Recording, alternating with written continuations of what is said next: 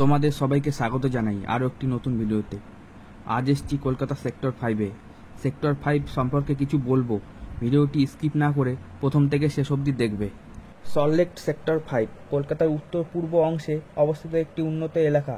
এটি মূলত একটি কর্পোরেট হাব, তবে এর আশেপাশে বেশ কয়েকটি বহুতল অ্যাপার্টমেন্ট কমপ্লেক্স রয়েছে। এই সেক্টরটি সল্টলেক সেক্টর 1, 2 এবং 3-এর বিশিষ্ট আবাসিক এলাকা দ্বারা বেষ্টিত। এটি উত্তরে কেষ্টপুর খাল দ্বারা বেষ্টিত এবং নিউ টাউনের সাথে খুব কাছাকাছি। বিভিন্ন ব্যবসায়িক পার্কের উপস্থিতি সেক্টর 5-এর পাশাপাশি অন্যান্য সল্টলেক সেক্টরে আবাসিক চাহিদা বাড়ায়।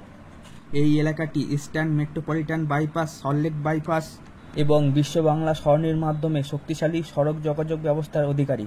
নেতাজি সুভাষচন্দ্র বসু আন্তর্জাতিক বিমানবন্দর থেকে এটি 15 কিমি, বিধাননগর রেলওয়ে স্টেশন থেকে 6 কিমি এবং শিয়ালদহ রেলওয়ে স্টেশন থেকে 9 কিমি দূরে অবস্থিত।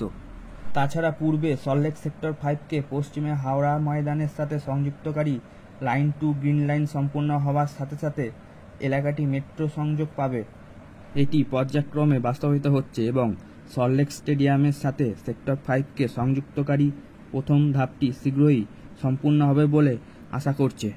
এখানে Institute of Engineering and Management, International Institute of Hotel Management, Globsyn Business School, Techno India University, Salt Lake Shiksha Niketan এবং শ্রী অরবিন্দ ইনস্টিটিউট অফ এডুকেশনের মতো অনেক শিক্ষা প্রতিষ্ঠান রয়েছে। কলকাতা সল্টলেক সেক্টর 5 এবং সংলগ্ন নিউ টাউন এলাকা উভয়ই কলকাতার বিখ্যাত কর্মসংস্থান কেন্দ্র। Take park, TCS, Gitabitan, Wipro campus, DLF, IT park 1 এবং 2, ইউনিটিক ইনফোফেস ব্যবসায়িক পার্ক রয়েছে। দেখতে থাকো, সঙ্গে থাকো। সল্টলেক সেক্টর 5 খুবই ব্যস্ততম একটি জায়গা।